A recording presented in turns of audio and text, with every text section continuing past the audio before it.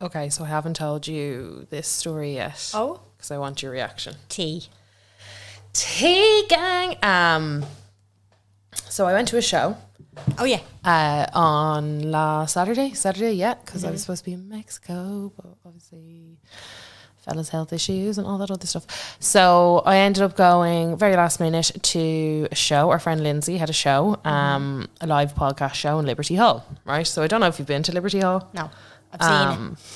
You've seen it. You've seen it, yeah. I think we all have. So anyway, we're leaving the show and we decide to try and leave in the last 5 minutes. I need to go to the bathroom and I'm with Claire Fulham, friend of the podcast, Claire Bolton.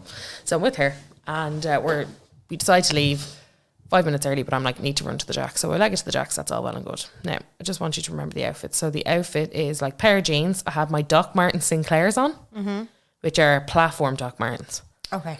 And like jeans, top, whatever, jacket, that was grand. And my little Prada bag. Yeah. Right. So I go to the bathroom, that's fine. So by the time we're coming out, everybody is flooding out of the hall, right? So we go down the stairs. The stairs is a winding glass stairs and it's in the middle of the venue. That sounds ridiculous. So, you know, when you come out, like you're looking down already automatically on the stairs kind of thing. I don't like it. So walking down the stairs, don't know how it happened. Oh. But I lose my footing. Wah. Was it a wah moment? I was falling for, I would say, 35 minutes. I was just falling and falling and falling.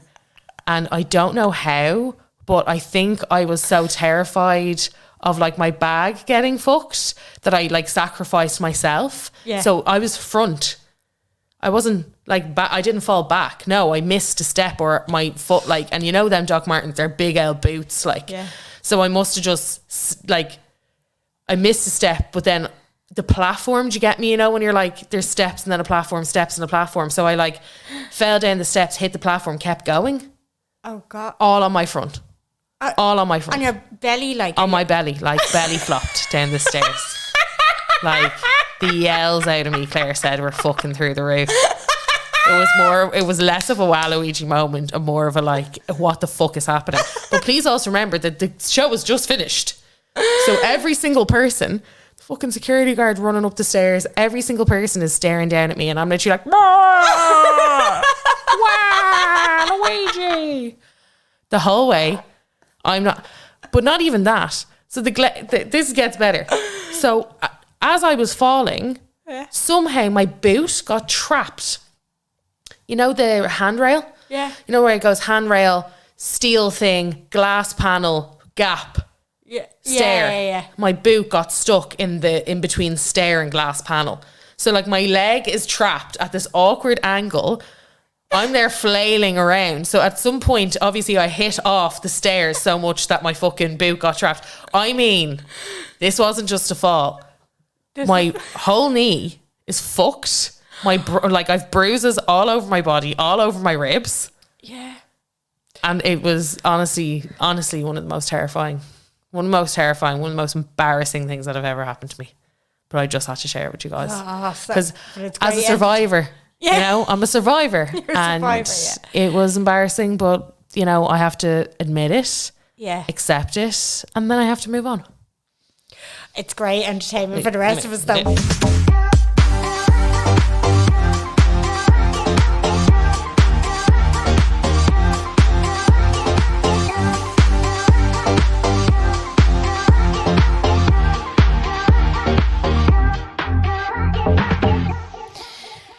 And you are very welcome along to the unpopular opinion. Unfortunate, Carla. Unfortunate. I've only had a few that have just really stuck with me, and that one is... Well, it sounds catastrophic now, to be honest. It just kept going, gang. A windy staircase. But it just kept fucking going. Yeah. I just didn't stop falling. And like Claire just kept sending me these voice notes where she was howling. And then she said that she sat down with the kids at dinner on Monday and she was like, tell us about school, you know, and Elliot was like, I don't know, he said something like there was a new swing, some shit like that. And then she was like, well, how about you, Farah? And Farah was like, so we had to do this thing in my class where we had to say what we did with our families.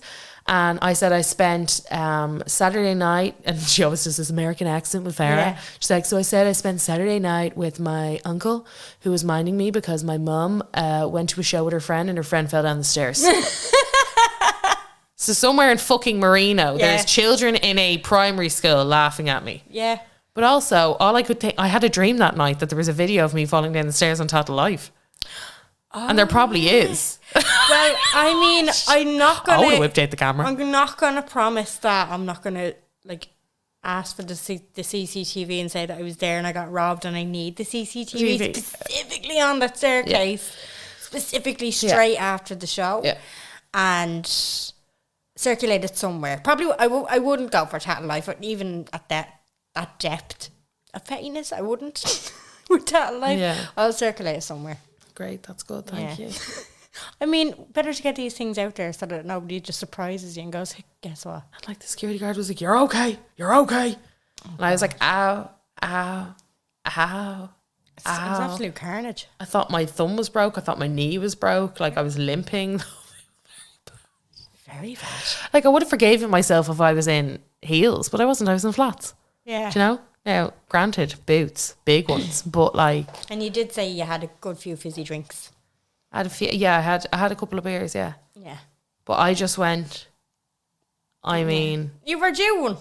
You were looking too cool for a while there. yeah, it's too slick. Yeah, you're I had to humble myself Yeah, somehow. exactly. So I took a tumble. Yeah. Humpty Dumpty.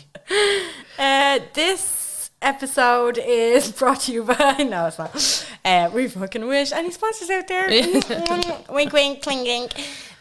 Don't forget, we're on Patreon and we do extra Sponsor episodes. ourselves. Yeah, we'll sponsor ourselves. We have a Patreon and we have extra episodes up on there, so you can get an extra episode every Monday called little mini-sodes, but they end up running out at the same time as these, and an extra episode with a friend of TUO every month. And you can get on some extra little benefits there on our Instagram, which I'm not telling you about. You have to be a Patreon to know. Be a patron to know about all the cool shit that goes on. Yeah. We just did a really good episode that was very popular with Cherry Susan. Oh yeah, Cherry Susan. We did that all on ads and SpawnCon. We did our non-box from last week. We did a part 2 of that. Me and Jen got a little too frank and honest, probably. I have a bit of a fear after that. Yeah. I know. I was like, I don't know if we should have gotten... I'd be glad that's behind the paywall, like, but the more people joined them because we had a big influence this week, and I was like, oh God, I have the fear. I have the fear, but then... No, I have the fear because, you know, when you're like, you don't know what people think. Yeah. And you're like, where's the comments? Yeah. Where's the comments? It's quiet over there. It's real quiet, Yeah. but it's like well liked, but real quiet. And Yeah. that's what, you know, when the likes are far outweighing the comments, I know. that freaks me out because I'm like, so you're liking it, Yeah. but you're not commenting saying, I feel the same. Got a few Instagram messages about that. Did you? No, like as in I saw one particular one, the one that you shared on the stories last night. Yeah. And then I had a few, and it was just like, thanks for being so honest, and I'm going through the same things, and you know, this is embarrassing to talk about and shit like that. So yeah. So there you go. Nobody was like, well done, Carly, you're God's favourite, and No, we celebrate you. So. no, not in my DMs. Anyway. Not in your DMs. Maybe in yours. No, none of mine. No. None of mine. Maybe you didn't deserve that humble. Not much to be humbled. This episode is about talk shows. Yeah, so Talk shows. daytime talk shows and the chokehold that they had on us as children. They were so popular. Well, it's kind of, you know, the way that they, from every day, from like 11 till 2, I want to say. 9:30 in the morning if you were Really? on Jeremy Kyle. Like, yeah, if you were watching that. That used to be on straight after Ireland AM. There was like a running theme where, like, so Ireland AM used to be on from like 7 to 10. I think they've changed their times. I don't know. Well, they did over lockdown, but they might have gone back to normal. But then that was before Virgin Media had This Morning. Now they're kind of all merged into one, and This Morning's on straight after Ireland AM, but it used to be Jeremy Kyle after Ireland AM, and then it went into, you know, like tipping point, the chase, because they fuck off for the daytime, Yeah. and then it's just like Chateau in France, Yeah, you know, like yeah, those yeah, stupid yeah. ones. But you know, Jeremy Kyle really rings a bell as being one of the most recent. But he was recent. I feel like Jeremy Kyle Yeah. was. I feel like the 1990s is where they all started popping off. Like that was when it was really. That was when I remember sitting down and being like, "Oh, this is.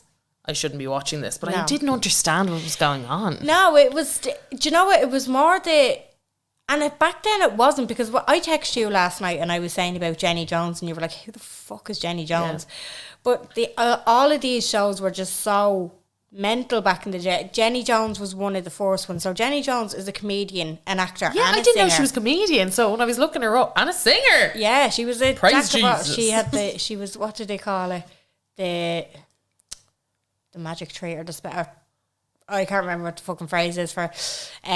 But so she got a talk show, and it wasn't that popular. Like Ricky Lake came out pretty much the same time and kind of overtook her in views, that kind of thing. And then the Rosie O'Donnell show got Rosie commissioned. O'Donnell. I totally forgot about that one. Yeah, so they all got commissioned around the same time, Yeah. and now Ricky Lake and Rosie O'Donnell kind of overtook her with the ratings. But she kind of for the first 2 seasons it wasn't great, but she just kept getting renewed, and then in season 3 that's when it started with all the really kind of you're too fat to wear that, or you know, we know you shake it for money, honey, but leave those clothes at home, honey. You know, like Yeah, all this, all that like fucking shit. all the rhyming titles, but like more and more, just kind of like.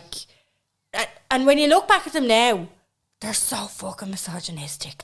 You wouldn't, like, 2021 would never, No, could never, should never. shouldn't have ever. Like it really shouldn't have. But like Jenny Jones, I particularly remember, and maybe it was the same for the likes of Jerry Springer and Maury and all of those. But you would have and I'm putting big air quotes here, friends who kind of convinced this person who was the problem, again, quote unquote. Yeah. So just say we have Paula and she's bringing her friend Sarah on, and Paula will get on a VT and be like, Sarah is so fat, she shouldn't be wearing this, and she is like an absolute mess, and she's sweaty, and she needs to put deodorant on her thighs, and you know, all of it. It was always really sassy, wasn't it? It was like, Sarah thinks she all that, but Sarah ain't all that. It was like, Sarah, you need to go back to the trailer park. Yeah. You need to do that. And you were like, oh my God, what the hell is going on here? Like, yeah, it was- but then Sarah would be like, this is my best friend. I love her so much.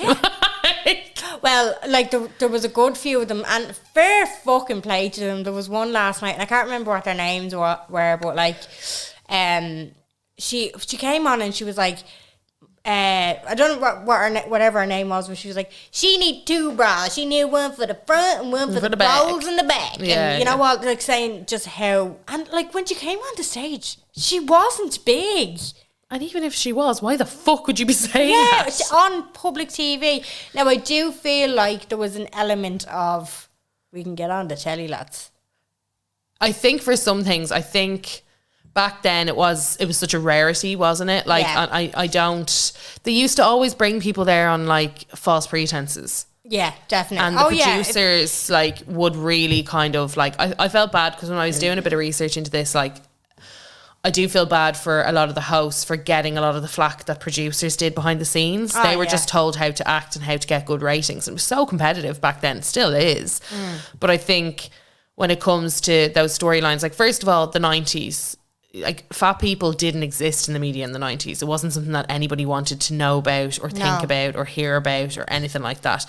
Fat phobia was at an all-time high because that was 90s supermodel hair when chic was starting to come in. So that was like, it was like low-hanging fruit to people because like it's the worst form of comedy. It's not like, it's the worst form of entertainment. Exactly. So I think that was where... But I do get what you're saying. People do have to kind of sign up to the show, but I do wonder what they were signing up to these shows, what they were signing up to them for, like even the Secret Admirer ones and all that. Yeah, like this one. I could only watch it for a few minutes because like it was on for 5 minutes. So I saw the VT of the friend roasting this girl for the size that she was. Now, in fairness to the girl, when she came out, she was just like, fuck y'all, I'm beautiful. You know, all this sort of stuff. It was just like, yeah, well, fair fucking play to you for coming out and get, you know what I mean? Saying like, I don't give a fuck what you think. Fair play to you. Now, she came out in like netted, and it was like a bra and hot pants and then like a netted thing, so you could see all of her. But again, when you look at this girl, she's not morbidly obese. She has curves. Calm the fuck down. Do you know what I mean? There was no need for it. But then, so Jenny Jones then turned around to a few audience members, and because they'd put their hands up, and Jenny Jones would facilitate and like, fucking run around. She would go over and be like, "What do you want to say?" And then a bloke who looked like, what's your man? Fucking Phoebe's stepbrother in Friends. He was like, do you have butter to go with those rolls? So just sit the fuck down, Slim Shady. Like, he looks ridiculous. Had a banner. Had a fucking banner. You're too fat to wear that. A banner in the audience. Thinking for ages. But that's what I mean about the audience members. I feel like there was an element of like, we're going to be on the show. I'll bring a banner because then I'll definitely get to ask the question. Because it wasn't such a thing. Nowadays, anybody can get on TV. Fairly easy, you know? Yeah, fairly easy. And then you have to, like, they would have been so hungry for it as well. Because if you think about, like, if you get featured on, say, like, the 6 o'clock show or Ireland AM or, like, 6-1 News here, a lot of people in this country are going to see it. It's such a small country, but in America, it's local TV. Yeah. So they're really fucking hungry for it, and they really want to get famous, and they have to be as outrageous as fucking possible on the TV to get a bit of notoriety if that's what they wanted. Like, so Jenny Jones, when your man made that comment about the butter with the rolls and all that, and then she gave it back to him. She was like, "See the fuck down, Sammy," you know. It was a fair play to her, like. But Jenny turned around then and she was just like, "Well, don't worry, everyone. We're going to be giving her a makeover." I just had to turn it off. I was like, "What do you mean, don't worry? Like, don't worry, everyone. Don't worry. We won't have to look at this. Your sight. God bless you. Yeah." Jesus. Like, fucking hell. But it was from season 3 where she started rhyming all of the titles to make it a bit more chaotic. And there was a comment on the YouTube video that I looked up. Jen's on the YouTube last night being like, I love it. I wanted to remind myself, because when you were like, who the fuck is Jenny Jones? I was like, actually, who the fuck is Jenny Jones? You were making me doubt that she ever existed. I remember the others. I just don't remember her. Yeah. No, well, I think she changed her hair a lot. Like, some of the time she looks like a really... Changed her hair. No, she looked like older in some of them, and it wasn't running, or maybe it was the short pixie cuts were big then with the feathered fringe, and then they'd get the shoulder length hair, and you'd be like, how have they after dropping 10 years? Yeah, because of the haircuts. And that was like and they always had like padded shoulder blazers, like a polo top, high-waisted pants and a belt. Yeah, it was literally their uniform. It was, yeah. And like, but she did kind of change it through, so because when I looked up images of Jenny Jones, and the first one that I saw, I was like, that's not the Jenny Jones that I remember. But she did kind of have a load of different phases. But there was a comment on the YouTube video, and it was a fella saying, I was at the Jerry Springer show. Oh, I miss it. At the time, he says, and when there was any breaks, you could always hear the Jenny Jones audience, because they were filmed in the same studios. But you could see how fucking rowdy they were. Like, you could hear them through the wall. That's how rowdy they used to get, like the Jenny Jones audiences. That was mental. Mad, isn't it? Yes. Like, so for Jenny herself, she kind of didn't have a very quote unquote successful career. No, she didn't. No. I actually looked up all of their net worths. Oh, did you? Yeah. Interesting. So she's worth 10 million now. And the most notable kind of thing that happened on the Jenny Jones show was the murder. The murder, yeah. So what was the title of that again? It was like Secret Admirer. Secret Admirer, but what was the rhyme? I can't remember, because it used to be like Secret Admirer, and then the rhyme would be underneath it. It was like, you don't know why, but I like your guy. Yeah, exactly. Like yeah, exactly. But that was what happened with that particular one, because when he was invited in, he was told it could be a man. But was he? Yeah. Oh, I thought he wasn't told. Yeah, no, he was told it could be a man. But he told. Well, this is what they told the courts, because they were trying to use this against him. So when he was told, this guest, he was told, look, you have a secret admirer, could be a man. This is what they told the courts, but I think they basically told him that it was a woman, and he was expecting a woman. Yeah. So it turned out to be a man. And a guy that he knew, like Randy something. yeah, it was all this kind of he was like, when he got told who a secret admirer was, he was kind of sitting there laughing, and he was just like, oh yeah, whatever, like, this, you know, it's a man, that's fine. Yeah. 3 days later he killed him. So all you have to do is put Jenny Jones murder case into Google, and this is going to come up. So it was back in 95, and it was during one of their episodes, one of the lovely segments that we were talking about. And it was one of those, they wanted to call it same-sex crushes, but they didn't in the end, because I think all of this kind of stuff It didn't happened. air. No, it didn't air, but they have the footage here. Yeah. But I think their whole premise of the show was going to be like same-sex crushes instead of it, because they'd done the secret admirer, and obviously they wanted it to be more sensationalized, and they wanted to do it like this whole crazy thing. So the crush-e, what we call it, the crush-e, the person who was to be admired, it was a guy called Jonathan Schmitz, and he thought that he was there to possibly get back together with an ex-girlfriend. So he wasn't entirely sure. Now, it goes on to the court case, and we'll talk about that in a bit, but he wasn't 100% sure as to why he was there. He knew it was a crush situation, but he didn't know what. Yeah. But it actually turned out to be a guy called Scott Amador, I want to say. Amateur, yeah. Yeah. So he went on with another girl who was helping him kind of come out and tell Jonathan that he had a crush on him. Yeah. Now, in the clip, and you can see the clip because it's been circulated for quite a while, Schmitz and Amador, I'll call them. So Schmitz, the crushy, and is fine when he's told about the Amador guy and his crush, because he's like, oh, you should. He was like, I knew you were lying to me. I knew you were lying to me. He's laughing, smiling, joking. 3 days later, he goes and buys a gun and kills him. Yeah, woeful. Then his family, so the Amador family, took Jenny Jones to court. So not the production, her specifically, for 29 million. Yeah. She came, testified, was like, I do what the producers tell me to do. You know, they all sign contracts, basically kind of saying that it wasn't, you know, your man obviously did it because he felt he was publicly embarrassed. Yeah, he was humiliated. On national TV, and that's not a good thing to, you know, anybody, but particularly to somebody who had a delicate mind frame. But they tried to, so they got, the judge ruled in their favour, but I think it was against. It got so far, the judge ruled in the family's favour, but then when it got down to kind of actually the technicalities, it was thrown out. Yeah, so they didn't get anything. They said it wasn't the responsibility of the production of the network nor the show to foresee what was going to happen after they were part of the show. Like welfare, like Love Island and all that, like contestant welfare and all that other kind of stuff. In the 90s, it was the Wild West. Oh, yeah, absolutely. Yeah. And they didn't, like, there was a little bit on, like, the mental stability, but it wasn't very... It was played on. It was totally played on. Yeah, and I don't think a lot had happened up to that point in regards to that. Like, there was no real, say, like with Love Island now, or with any type of reality TV show, people will be vetted on their mental stability. Yeah. Whereas back then, like you said, it was the Wild West. Nobody really, there was no reason to. It was such new territory.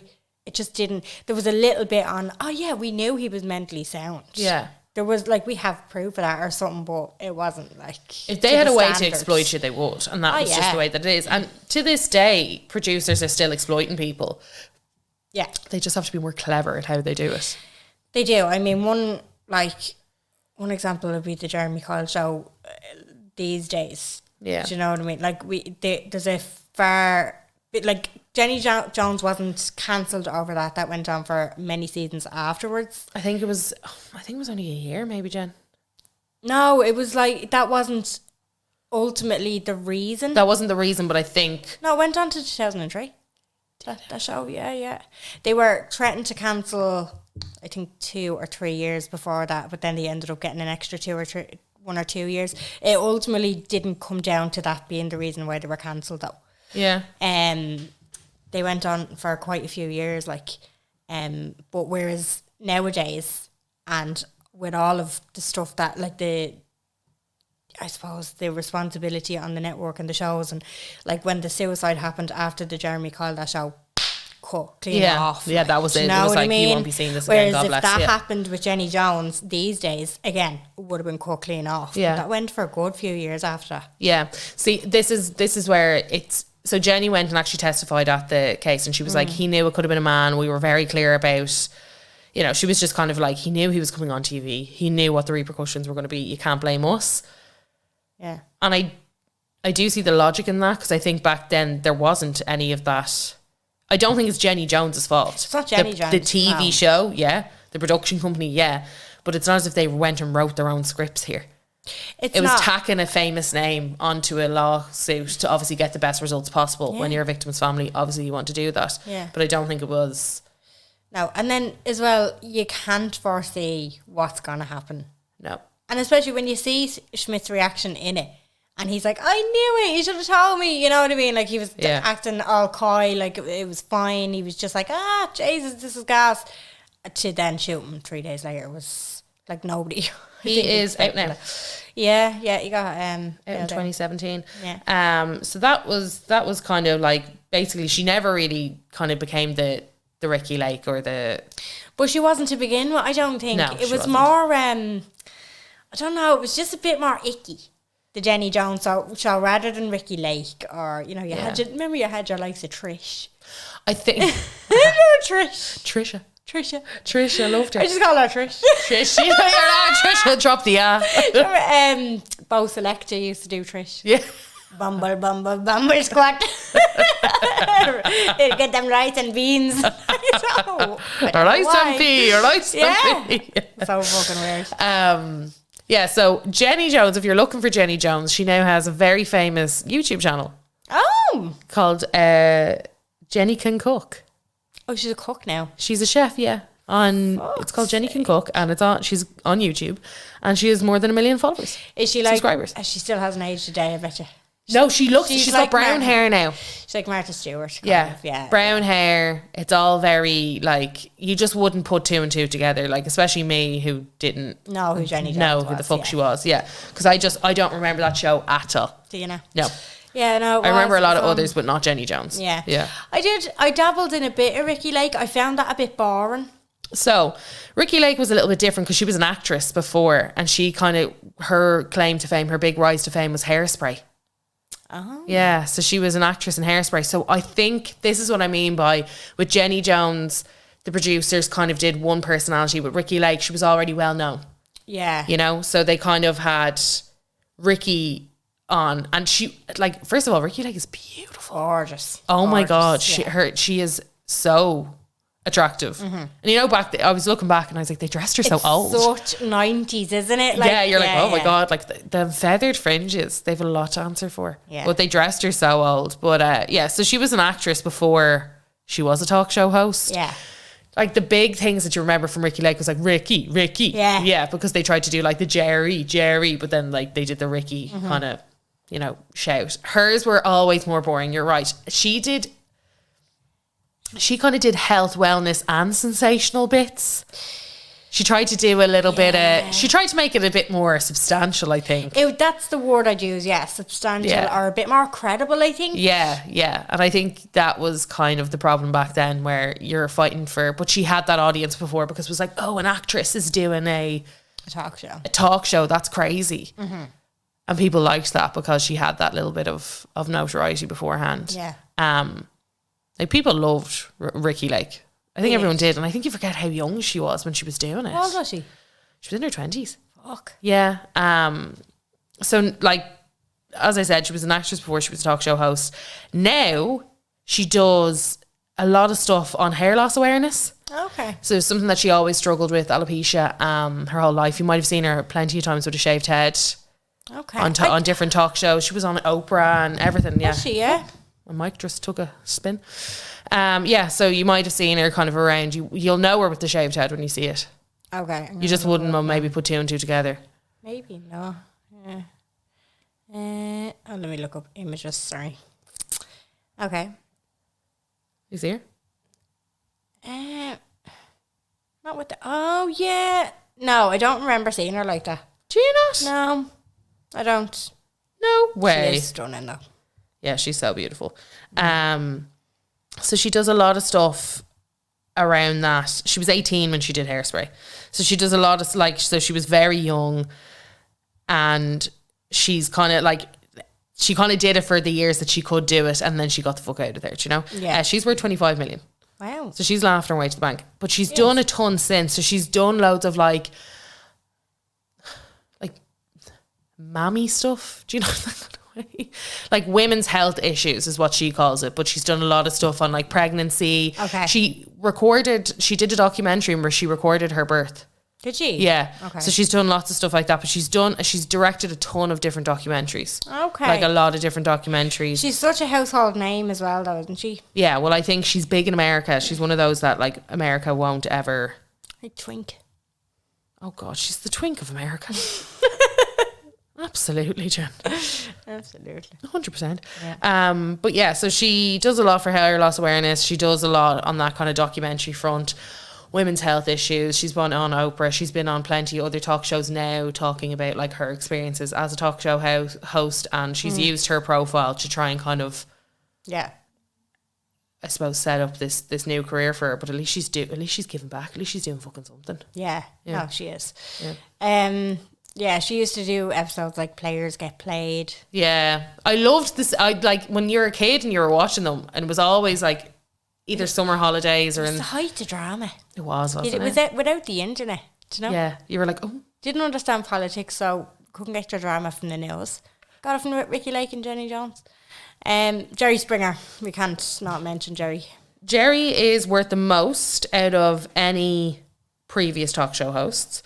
You'd be surprised who's worth the second most. So Jerry Springer, I remember, me and Tom were talking about this before this, and he was like, I don't remember this, but he was the mayor of Cincinnati. What? Yeah, he was famous before he did Jerry Springer, and I remember that as a kid. And I don't know why. Like a mayor. Yeah, I don't know why, but I remember him being like, he already had come, like Ricky Lake, he'd already come onto the scene with a profile. Okay. His show was buck wild. It was fucking bonkers. Anything goes. And I mean, I think we've all probably over the years seen an episode or two. You know the premise. Steve. Yeah. Jerry. And then Steve the Bouncer. And then Steve went and had his own show. The Bouncer. Steve. Yeah, he went and had bald Steve. What was his show called though? Steve Wilson, Steve something show. I feel like I know that. Yeah, he did his own show then. Fuck's sake. Did he bounce them out of his own? Yeah, it was real kind of like he tried to play off the Jerry Springer thing. Jerry Springer show. So he was actually more popular than Oprah. Jerry Springer. What? Yeah. Back in the day. Him and Oprah competed for the ratings and Jerry won. I mean, that doesn't surprise me. Went on for 27 seasons. Fuck's sake. 27 seasons. Yeah. And he has gone on the record. People have kind of asked, like, he had some fucking buck wild shows.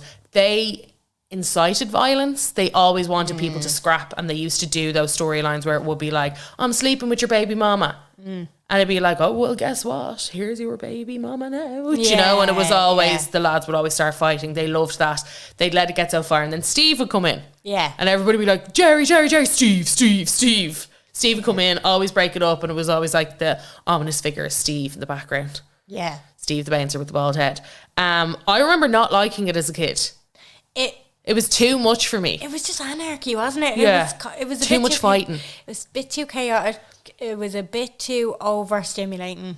It was. Like, and it's funny now because when he's done kind of interviews on it now, because do you remember it would be like they couldn't even say a sentence and they'd be scrapping. Yeah. And then you get back to it, they'd be scrapping again, and people loved it. But like you know, when you're younger, I was like, this is really, I even knew that really I was like, this is really off-putting. Like they're Yeah. not even getting into the story because Yeah.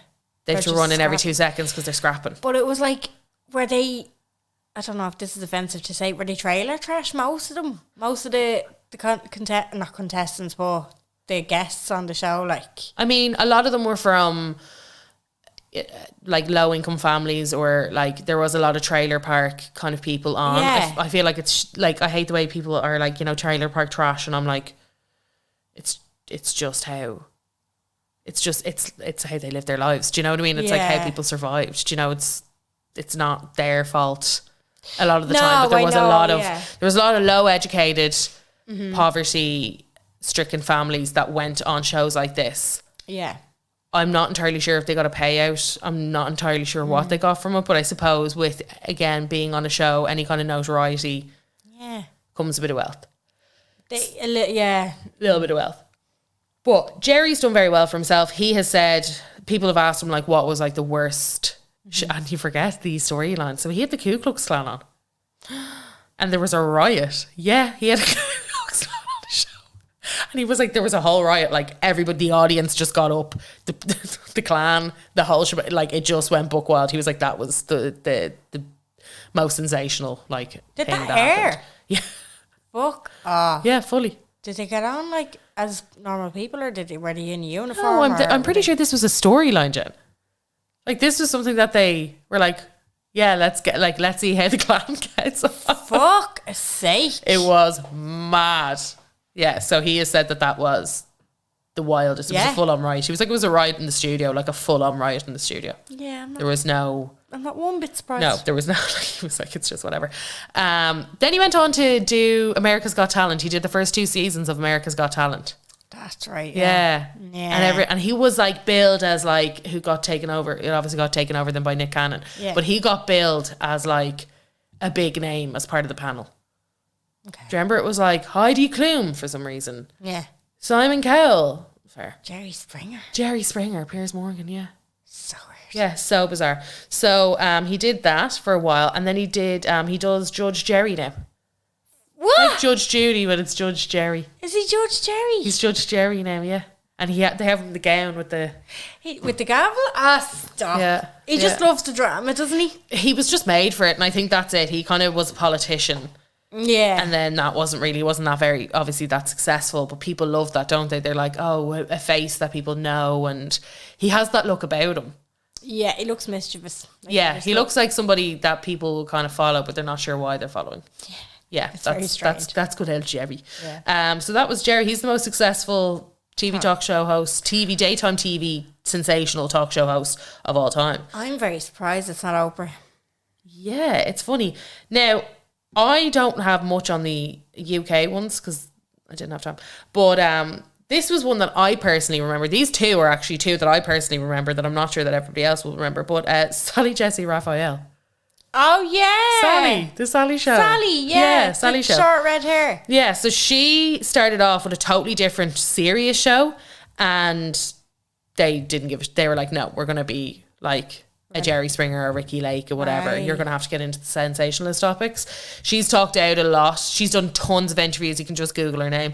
A ton of interviews since about saying that she felt betrayed by the producers a lot. And this is where that kind of conversation comes into it, like, how much did they know and how much were they told to do? Yeah. Because, like, personally, myself, I wouldn't want to be... It's like Perez Hilton. You don't want to be known for the wrong things, do you? No. Especially, you know, if you're someone who's worked hard to get into TV and you started off with this talk show and you thought it was going to be... It's like us going in with a podcast and then being like, no, you're just going to talk about, like... a load of shite, or that, like, you're just going to get wacky guests on anything sensationalist because that's what people want to see, and that's kind of what was done to her. So they got her in the air and then they kind of dangled the carrot and they were like, well, tough shit, you're not going to have a show if you don't do this. Oh, that's annoying. Yeah, so that's what they kind of did to her. So she's talked about it a lot. They eventually kicked her off the show because she started cancer treatment. Yeah, so she got cancer, and that's when they decided she started cancer treatment, so she was going to have to change her schedule, and they were like, no, it's fine, we're just going to cancel it. Yeah. So she's a lot of trauma. She carries around a lot of trauma. God bless her. But she's worth 40 million. Oh, good for her. Yeah, so she's worth a bit of coinage. That's good. But she was one that I particularly remember. She was one that I always watched when I was a kid. I think she used to have reruns as well on the weekends. Yeah. I remember, so just to kind of glaze over some of the English ones, Vanessa Feltz had a show. No, I don't remember that. Vanessa Feltz had a show. How is she famous? From the Vanessa Feltz show. No, that wasn't her first foray, was it? As far as I know, it was, yeah. That's how people got to know her? Yeah. That's bizarre. She was a talk show host. Fuck off. Yeah, the Vanessa show. I particularly remember one... and it was actually how I learned about OCD. She had OCD sufferer on her show, and she was trying to get them, like, you know, the way some of them put them through like training, or like, oh, we have this expert, and you know, you can go off with our expert and you can come back in a couple of weeks and tell us how you get on. But that's how I learned what OCD was from the Vanessa Feltz show. Yeah. Okay, Wikipedia is after changing over to fucking Asian month. So she's a television personality, broadcaster and journalist. So so Vanessa was her first one. So that was from like 94. And then she was on The Big Breakfast from 96, and there was a bit of an overlap there. And then the Vanessa show again, like, was rebooted in 99. It was fairly recent, like, and then obviously she went on to Celebrity Big Brother. Fairly recent, 21 years ago. Yeah, well, stuff. When I think about late 90s, I think it was fucking yesterday. Then she was on This Morning, and she's like had a load of appearances. Yeah, but that's what she was. She was a journalist and I didn't know that. Because my first run into her, I think, was Big Brother, or... Yeah, that's where she came from, though, was the Vanessa Feltz show. Yeah, but I didn't know. That's when I got to know her, and then I feel like she was on everything since. Yeah, and nowadays, like, she does be on This Morning, and I think she's like an agony aunt. She does like kind of advice and stuff like that. Not even a main panel. No, that's Holly and Phil. Or, well... Oh God, I thought This Morning was the one. No, that's The View, is it? No, not The View. The View is the American one with all the women. What's it? Loose Women. Oh, Loose Women. No, that's not. No, it's Holly and Phil. This Morning. Who else did we have in England? Well, actually, we need to mention Dr. Phil Morey. Them ones are all... Well, they're kind of all the... Is Dr. Phil a real doctor? Yeah, he is, yeah. That's ridiculous. Yeah. Tim McGraw is his name. Oh. And his son is a... Is that the country singer? Yeah. Over and over again. Do you remember the song you did with Nelly? Yeah. Oh my head. I don't know if that was him, actually. He's got a younger son who's now married to your one from Rich Kids of Beverly Hills, Morgan Stewart. It's a very odd pairing, but it's because because Dr. Phil is worth like nearly $1 billion. I think he's worth a lot of money, that man. Like a shit ton of money. But we can't move on without talking about Montel.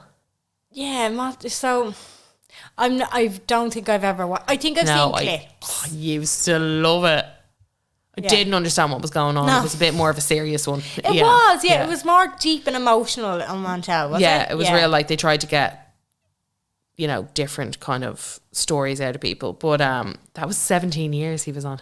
Fucking hell. He only stopped in 2009. That's mad. Like, he was on a very long time. Because I feel like Jeremy Kyle is a very, like, 2005 plus. Do you know, he wasn't a 90s. The 90s ones were like, the ones that we talked about were those hard hitters. But yeah, there was Montel. I didn't realise that he was on for so long. So yeah, he had 17 years in production. Wow. Yeah. Nowadays, he's worth 15 million. Sorry, 15. Okay. So all very respectable, but the money back then was different. Yeah. It hit different. But massive Democrat. He has MS. And he used weed, cannabis, whatever, as to help him. And now he kind of, like, he's trying to legalize, like he's, when you're trying to get behind something to get it legalized? I'd campaign for it. There you go, campaign. He's trying to campaign to get marijuana legalized in America. It's kind of what he puts a lot of time into, but he's popped up a lot on like politics when Trump was coming into administration, all that kind of stuff. He was in the background. He kind of talked about like transgender toilets, and he was very kind of he's gotten behind a lot of bigger issues lately, and he's one of those people. It's like, we'll go to Montel. You know what I mean? It's like he's a good person to kind of pull on. So yeah, he has MS. He started using marijuana as medication for MS. He's developed his own line of CBD. Oh. Yeah, of CBD stuff specifically for MS sufferers. Oh, very good. And now he has started a program to educate people on MS. So he's doing a lot of good shit. A lot of activism. Activism is our Montel, yeah. Our little Montel is getting on. Very good. Yeah. We asked our listeners to give us their hot takes on talk shows. I'm just trying to filter through some of them here. some of them aren't talk shows, so I just skip over them and I like them. But thanks a million for your contribution. Good memories there. This one here says, Maury's You Are the Father episodes are the best. Yes. He also had a show where he had teens, barely 13, who were or wanted to be sex workers. So Maury was, again, I feel like bottom of the barrel. Yeah, oh yeah. Yeah, it wasn't like I remember being like, oh, I'm really in for it now, haven't I? Yeah. Like sitting Maury here watching this shite, like fucking mental. There was so many plot twists in Maury that it was like, are they making this up? Like, this can't be real. Like, they are fucking bonkers on Maury. Yeah, leave your wife for me today. Yeah. I'm 20. DNA will prove this 49. What is this? DNA will prove this 49-year-old got me pregnant. Yeah. Yeah, a lot of grooming going on. You can watch all of it on YouTube. Oh, yeah. 24 seasons. How many episodes is that? Because I know Jenny Jones had 1,500 episodes, which I was shocked at. Well, there's around 25 episodes a season, I think. Is there? Yeah. Jesus. 25 episodes? No, God, sorry. Some seasons had 120 episodes. Fucking hell. You cheated with 20 men. Are any of these kids mine? Yeah, it oh my God. And there was a lot of, I don't know. I'm not, like, it was. What are you going to say? No, I just don't know if, like, are these shows still airing today? I feel like PC Culture wouldn't allow it.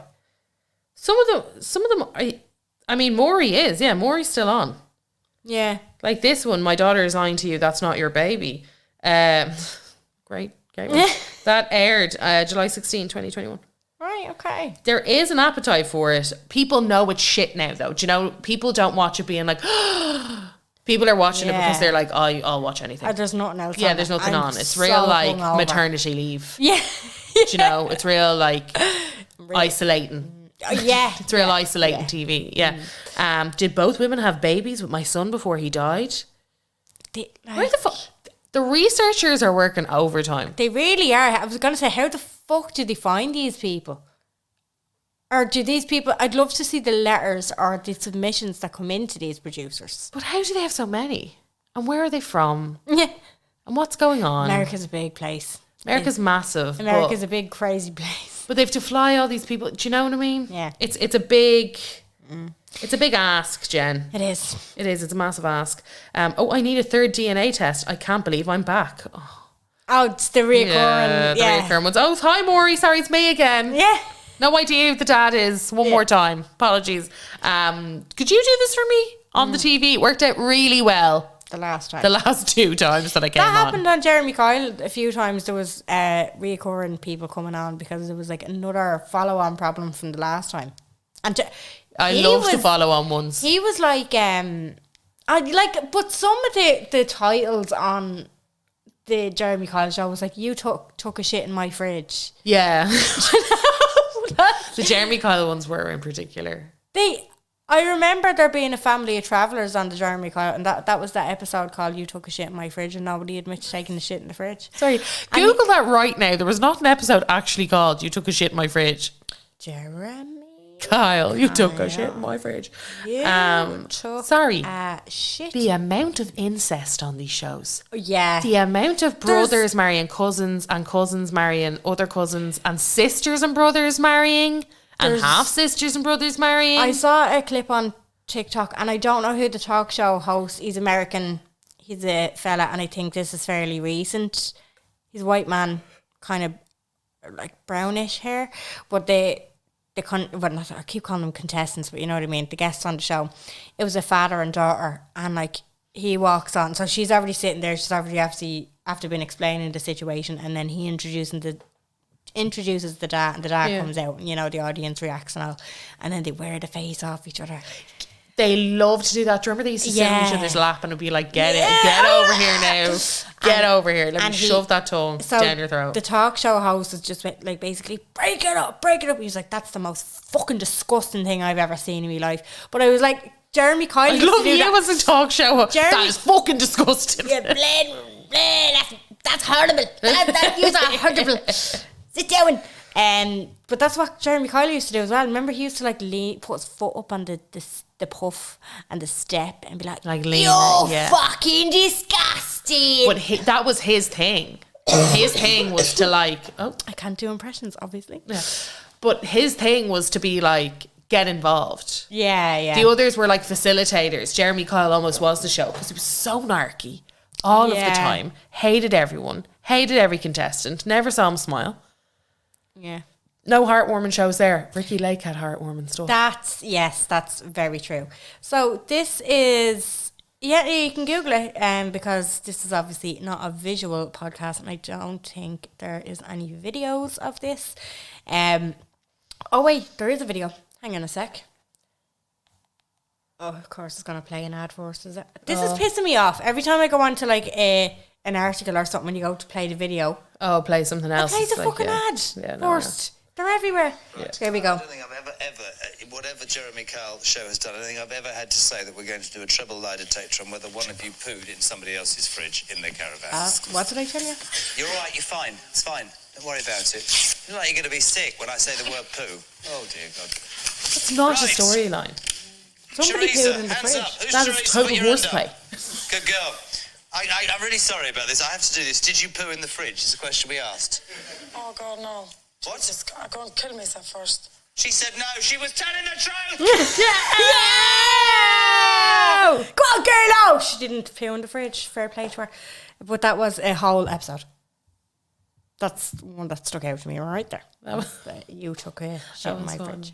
You really, that's just like, as I said, that's like a Black Rock. You didn't believe me. You didn't believe me. Yeah, Hi, message for the talk show pod. I think it was more so on a late night show or else it was on during the day as well. It was heavily censored, but Jerry Springer. When you heard Jerry, you knew digs and chairs were about to be thrown. Me and my older sisters used to watch it on the sly as our parents didn't let us watch it and saying how no one realised how problematic these shows used to be. Loved them though. They were so problematic though. Like if you were to look back on some of the storylines and like just the fat shaming, the misogyny, the slut shaming, like the whole shebang. All of it. Was obsessed. I'll go through the question box. So, had to be Jeremy Kyle. Used to watch it every Tuesday and Thursday in college. One class in the morning, then the whole class, 11 of us, to mine for Jezza, tea and bickies. There was only 2 girls, including me. The rest were lads. We lived for Jezza. That sounds like a nice little community gig. Yeah. That sounds like a cool thing to do. Yeah. Oh yeah, sorry. Maury declaring, "You are the father," or "Is this a man or a woman?" So versatile. But yeah, this is what I mean. Is this a man or a woman? Is it a man or is it a woman? Yeah, no, they're just so fucking problematic. Like, okay, look up the one where a fella came out about liking a girl and it ended in a murder case. Yeah. There's an episode about it on Netflix. Horrible. Okay, so let me read this. Scott Bernard. Oh, this is the one we talked about on Jenny Jones. Yeah. That's also in another Netflix documentary, Trial by Media. That's actually a good documentary. Oh, it's in the first episode apparently. That one. Oh, where it shows the footage of the Jenny Jones show, yeah. And you can see him just be like, Yeah. Love Dr. Phil. No story stuck out, but I just loved it. Sorry. A lot of people, I want to say this now, loads of people wrote in about Operation Transformation, My Face or Yours, all that other stuff. Yeah. We're going to do a different episode on that. I think it's because you were saying how problematic these talk shows were. I think it was getting kind of misconstrued, but that's what I was saying. Thanks for the contributions, and we're going to do a different one on just problematic TV. Yeah. We're just going to call it problematic TV. Very good. Oh, there, look, the title just came into my brain. Write it down. I'm going to write down right now, problematic TV. Yeah. So she said, love Dr. Phil, no story stuck out, but I just loved it. Also, some of the people on the show makes me really question how I don't have a fella. Do you remember that when you were younger, you'd be like, I'm single and this fucker has 17 birds pregnant? Yes. You'd be like, I'm fucking single. I can't get one pregnancy. There used to be so many like memes about, people on Jeremy Kyle, and it was like, how many you got, like, say there was a fella and he got like 4 women pregnant at the same time because he was such a 4-time ambassador, if you will. Yeah. And he had like 2 teeth in his head. And it was like, this fucker can ride and get impregnate 4 birds and I can't even get a text back. Like this sort of was stuff. always the way. Yeah. It's quite literally always the way. A little off topic, but when I bought my apartment last year, the broker told us Jerry Springer grew up in the building across the street, as if that was meant to sell it to us. Oh, I Did see you big buy things it? for me. Did you buy it? Did you buy it? Did you buy it though? Did you buy it? Did you buy it? I have one here. Not daytime talk show, but I feel it deserves an episode of its own. The Swan. Yeah, I think we're going to do that as a different. See, this is what, there's so many of them. Makeover shows. We could do makeover shows. We could do weight loss shows. Yeah. We could do a lot of different ones because there were so many. There was. So many. For the talk shows episode, I remember watching an episode of the Steve Wilkos show well over 10 years ago. But the storyline was an African/American couple who were having a baby, and the mum wanted to have an abortion because she didn't want to have the baby. She didn't want the baby to be born black. And the dad was like arguing his side, trying to convince her to keep it. Absolutely bizarre stuff with the mind blow emoji. Like, I would love to know how much of the storylines are real. It does seem like... But also imagine happily going on TV to say that you do that. Isn't it a bit mad? But that's where it kind of comes into it. It's like, did that really Did that happen? Yeah, no, I know what you mean. I did want to ask, and I looked it up because I knew this was part of it, but I did want to triple check if people got paid. But for Jerry Springer, you got your airfare paid and a couple of nights in a nice hotel. Oh. And obviously the opportunity to be on TV, yeah. So if you weren't doing anything else, this was something that you would be definitely well up for.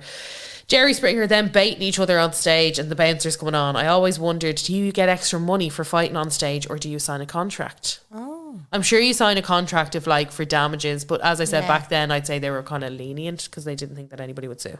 Yeah. Probably not the angle you're looking for, but I went to NY years ago and emailed a few talk shows for tickets. I got some for Ricky Lake and The Daily Show with Jon Stewart. The Ricky Lake taping was two half shows. One was the quote-unquote reveal for a woman who had their weaves tamed, and the before was filmed earlier in the week and we had to react to the after pretty hairstyles. The other half was You're 30 and Still Living at Home with Your Mama. Well, I love the Yo Mama ones, yeah. They loved that, didn't they? They loved fucking gaff shaming people. Is this like... Do you live in Ireland? I was going to say, like, imagine there being a show you're 30 and you're still living with your... Yeah, all right, it's not my fault, calm down. You can't do it all in one budget. Yeah, can't do it all in one budget. I was a little offended as I was nearly 30 and living at home at the time. Yeah, don't blame you. Hon, I'm 33, I'm in the same position. But the guys were living with their mothers with their 4+ kids and not working. My friend put her hand up and Ricky comes over and she tells the guy in a clipped English accent he needs to get up and get his arse and get a job and have some bloody self-respect. When she sat down, I told her they'd probably bleep her twice for arse and bloody. They did, so it sounded like she was saying fuck. They also reshot our reactions if they weren't energetic enough. It was a bit of a laugh.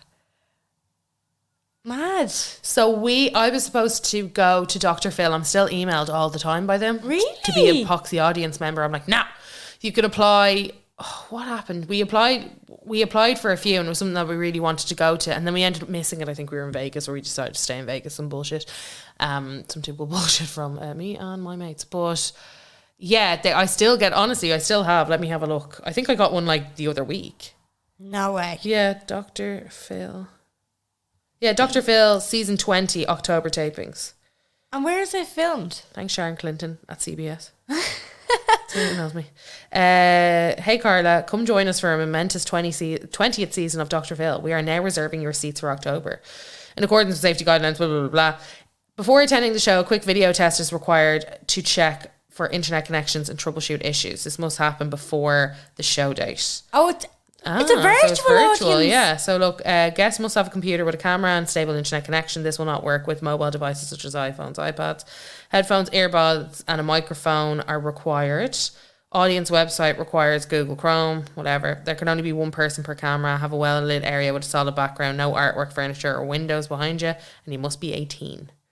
If more than one person wants to attend in the same household at the same time, please book a separate show date and a tech test time. That's a lot of admin.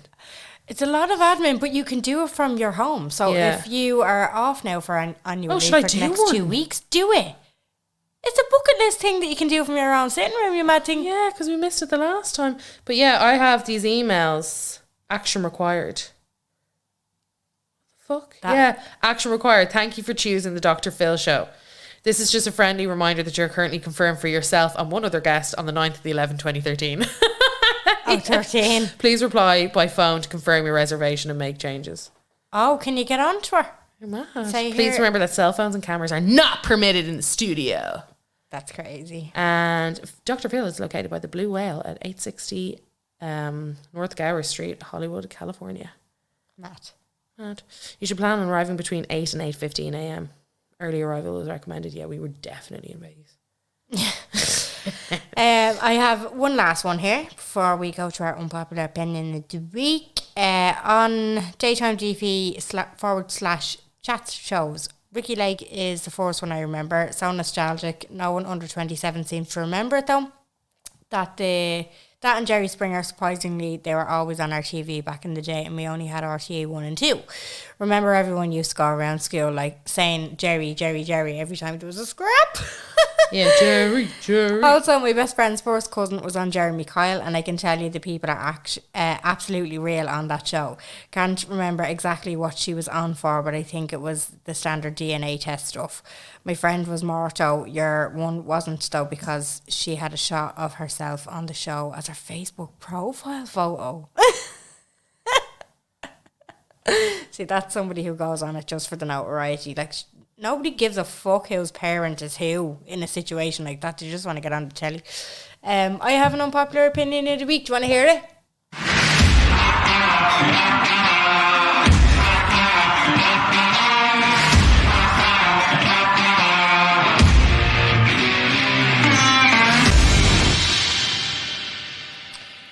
There is nothing you will find for me in a spar. I don't like the spar planogram.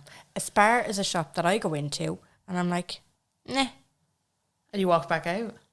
I never impulse buy in a spar. What? They very rarely have what I even want. What? Nothing ever appeals to me.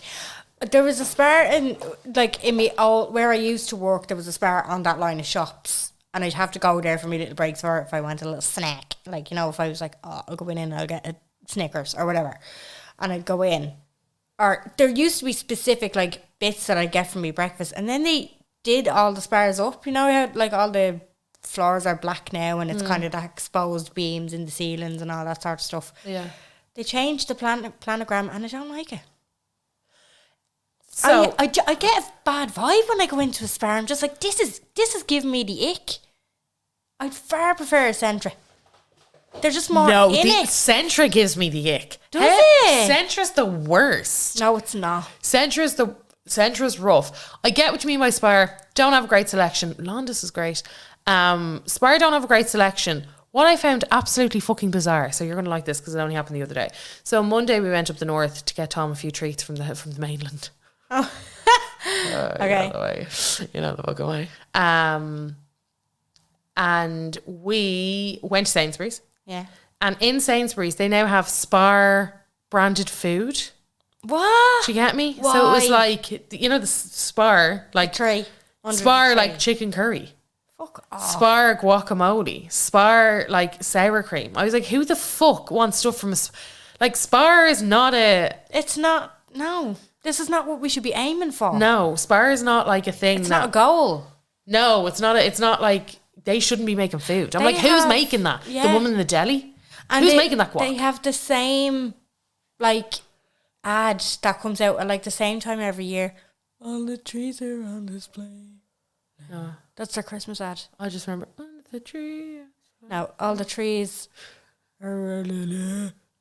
Their Christmas, they've had the same Christmas ad for about 6 years, and it's one of the most fucking annoying ones. And there's no appeal. I have nothing in a Spar appeals to me. I feel that way about a Centra though. I will say the Spar in Castleknock Village is a good one.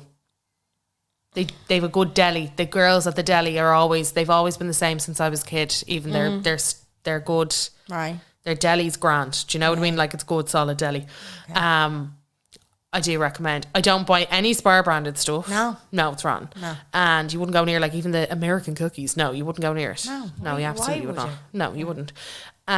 What I just find there is certain Spars that are good Spars and Spars that are rotten Spars. Like the Spar in Carpo in Carpenterstown, hate that place. But I think it reminds me of like going drinking when I was a kid or something. Yeah, and I don't know. And Eurospar, don't get me started.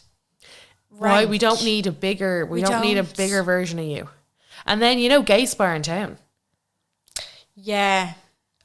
There's nothing in there. I went in there the other day. There's nothing in there. There's fucking nothing in there. There's a whole lot of nothing. But I feel like that about every Spar. There's just a whole lot of stuff, but nothing for me. Yeah. Do you know what I mean?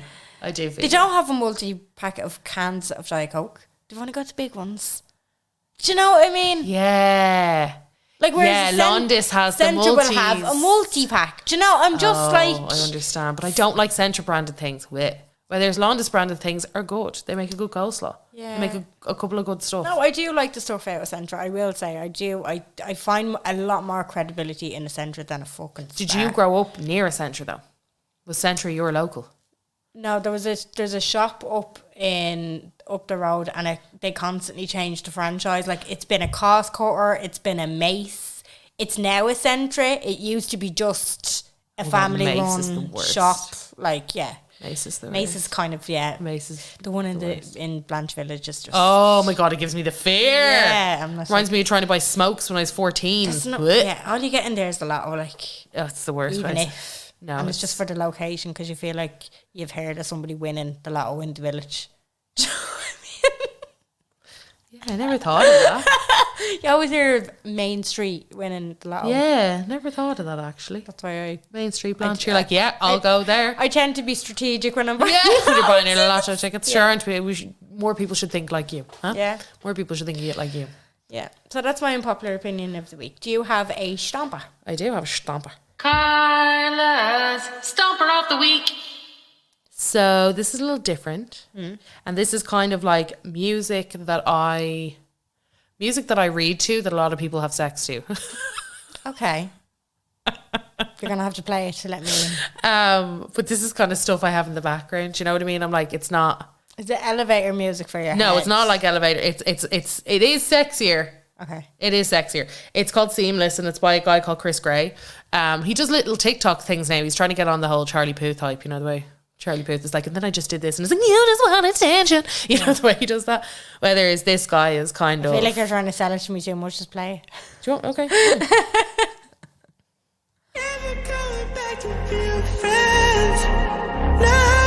I can feel your heart beating. I love the feeling. You call it a bad idea. You don't know the meaning. It is real sex music, isn't it? Yeah, it's a lot of people who I write feel like this. I'm listening to The Weekend. Yes, exactly.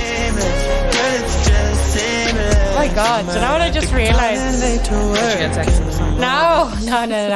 I just realised, because I keep seeing memes, like one person will post a meme and then fucking boo-hoo, get that trend, a whole lot of them will start. And right now, the meme is, I still don't know what to do with my face when people are singing happy birthday to me. I don't know what to do with my face when somebody's playing me a song and they're like looking for your reaction. Yeah! Like, stop looking at me. What do you do? Do you nod? Do you just kind of like.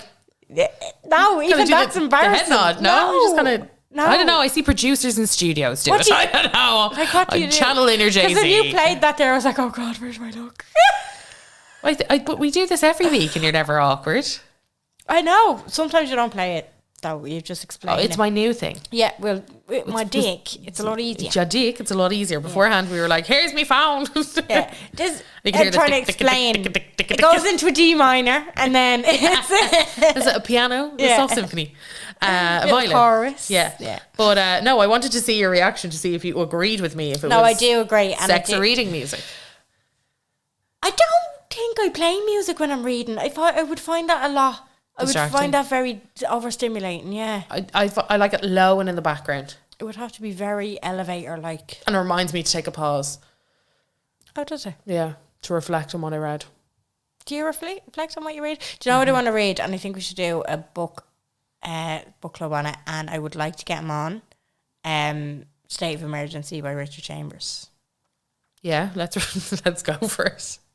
I mean, he followed me on Twitter, so I think. Oh, get on it, Jen. You've got the connection. I need you to read the book first, though. Hi, Richard. It's me. Apparently, Tony Houlihan Tony and Stephen Donnelly fucking hate each other, which I think is quite obvious, but he gets into it in the book. So Richard's giving there's the goss. tea. It's There's tea. Oh, So spicy. Richard Chambers and Gavin Riley are very good to follow on Twitter because they have sass. They God have bless the Richard tea. Chambers, by the way. God bless Richard Chambers. Why?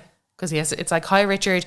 If I pay, if I pay this, that, and the other, can I somehow not get vaccinated and continue to live my life as if everything didn't happen? Thanks so much. Yeah. Like, outrageous. I know, it's just people taking the piss now at this stage. Oh no, I know. And so she's Yeah. like, hi, Richard. Will I be able to dance to Madonna after 12? Is that something that will be allowed? I know. It's just because he's just been like this pandemic has done wonders for him Hey, Richard. and Gavin Riley. Yeah. Well, Oh they've yeah. been working like workhorses. Yes. He deserves Yeah. A like holiday. a minister's. I was only going to tweet this earlier and be like, I think Yeah. we should give any minister's pay rises straight to Richard Chambers and Gavin 'cause Riley. He's been working. Yeah. Like, They're so, but donkey. they have the inside scoop and they're not afraid to tweet it. They have Yeah. the sass and they're not afraid to tweet it. They have the digs and they're not afraid to tweet them. Like they're unstoppable. And I fucking Unstoppable, they're boys. unstoppable. And I tweeted, I'd say about this time last year, and I didn't tag them. I didn't hashtag anything. I just put up on Twitter. Would you say Gavin Riley, Richard Chambers, and Zara King are grey crack in real life? Like as in anger man, Yeah. good crack. And Gavin Riley found it straight. He was one of the first people to react to it. He started slagging Richard, saying that he had like a chauffeur, and then Zara King was like, "Oh no, well he likes to be called His Majesty," and you know all this like grey crack on that thread. Jen was like, I'm having good crack with you guys. I'm having grey crack. I was like, this just fucking confirms it because Loving like it. they were grey crack on it. Yeah. But they are like they're just. I don't know. I just feel like they're in their prime, and I'm delighted for them. But I would like to do that. I'd like to read his book and have him on, just to simplify the politics for me because I still don't know why we can't print money. That's all for this week. Thank you so much for listening. We will have a new topic out and probably want your opinions on that. So keep an eye on the Instagram. If you don't already follow us, it's the Unpopular Opinion _podcast. It'll be in the link of this blurb. And thanks so much for listening. Bye. Bye.